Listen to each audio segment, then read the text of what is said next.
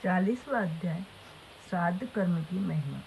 व्यास जी बोले, श्राद्ध देव के इस उत्तम सूर्यवंश को सुनकर मुनिश्रेष्ठ सौनक जी ने आदर से सूर्य जी से पूछा कि व्यास जी के शिष्य चिरंजीवी सूर्य जी, आपको नमस्कार।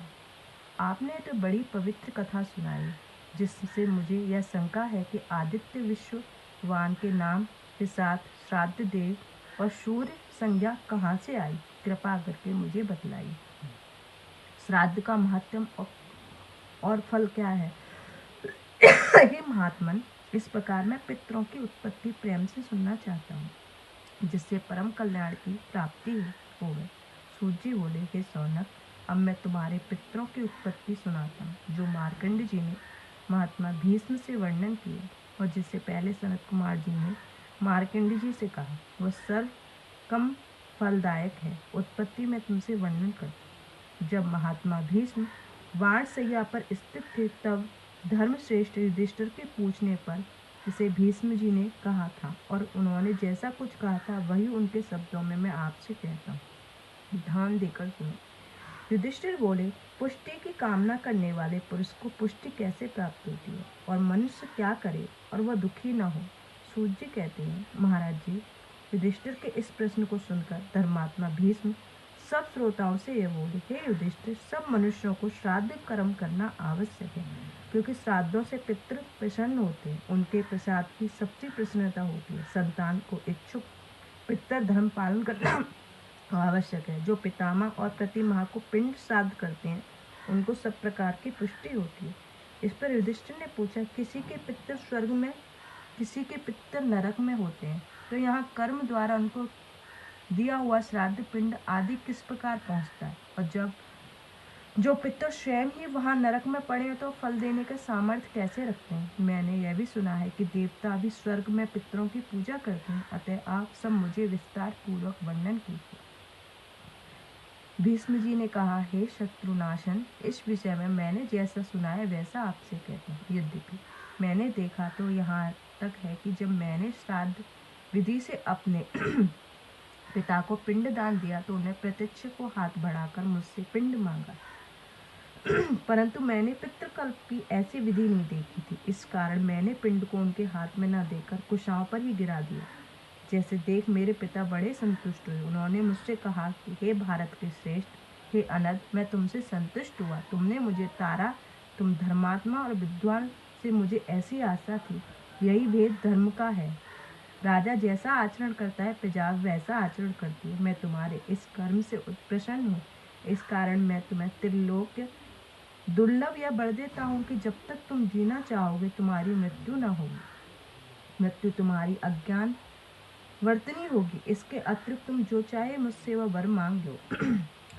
तब उनके इस कथन को सुनकर उसका अभिवादन कर मैंने हाथ जोड़कर कृतकृत्य हुआ और उनके एक प्रश्न करना चाहा, जिसकी उन्होंने सहर्ष स्वीकृति दी। और जब तक मैं पूछता तब तक वे महाराज उस प्रश्न को स्वयं ही इस प्रकार कहने लगे, हे तात, मैं तुम्हारे प्रश्न का धर्मार्थ कहता हूँ। संपूर्ण पितृ कल्प मैंने मार्कंड जी से सुना था। मार्कंड जी ने कहा था कि संपूर्ण सुखदायक पितृ स्वर्ग मैंने शरद कुमार जी सुना था। जब मैं मार्कंडेय पर्वत पर बैठा तपयुक्त था, तब एक बड़े विद्वान बैठ प्रत्यक्ष जलते हुए अंगारे के समान अंगुष्ठ मात्र पुरुष को मैंने देखा, जो प्रदीप्त तेज वाले अग्नि में रखी हुई अग्नि के ही समान थे। तब मेरे प्रणाम करने से प्रश्न करने पर उन्होंने सनत कुमार ने मुझसे कहा था कि जब ब्रह्मा जी देवता को उत्पन्न किया तो उन्होंने कहा कि तुम सब मुझको पूजो, परंतु उन्होंने फल की इच्छा की और आत्म पूजन किया। इससे ब्रह्मा जी ने उन्हें श्राप दिया कि तुम सब चेतनाहीन हो जाओ। इस पर देवताओं ने ब्रह्मा जी की बड़ी प्रार्थना की और उन्होंने प्रायश्चित मांगा और उनके पुत्रों से ज्ञान अर्जन करने को कहा। देवताओं ने इसका ज्ञान अपने पुत्रों से पूछा। पुत्रों ने कहा, आप सब प्रायश्चित करें, जब चेतना प्राप्त होगी। देवताओं ने फिर ब्रह्मा जी की प्रार्थना की, उनसे पुत्र मांगा। ब्रह्मा जी ने कहा, नहीं, वह सब पहले के पुत्र तुम्हारे पुत्र हैं, इनके ज्ञान के तुम बालक हो।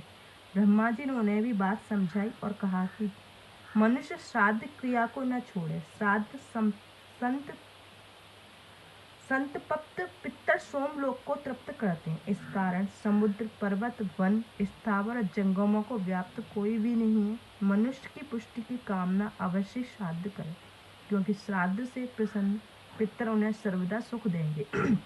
नाम गोत्र सहित 3 पिंड दान करें। करने से सर्वव्यापक पितृ प्रपित्मा आदि श्राद्ध करता सभी मनोकामना पूर्ण करते हैं। ब्रह्मा जी ने इसे सत्य कहा और इसी समय देवता परस्पर पुत्र और पितर हुए और संसार में उन्हें पितर की प्रसिद्ध प्राप्ति हुई। इति से महाप्राण 5वीं महासंहिता का 40वां अध्याय समाप्त। जय गुरु जी, शुक्राना गुरु जी। ओम नमः शिवाय। शिवजी सदाचार्य। ओम नमः शिवाय। गुरु जी। ओम नमः शिवाय। शिवजी सदाचार्य। ओम नमः शिवाय। गुरु जी सदाचार्य। ओम नमः शिवाय। शिवजी सदाचार्य। ओम नमः शिवाय सदा। हे गुरु जी महाराज, कोई भूल चूक हुई हो तो मैं क्षमा करिए।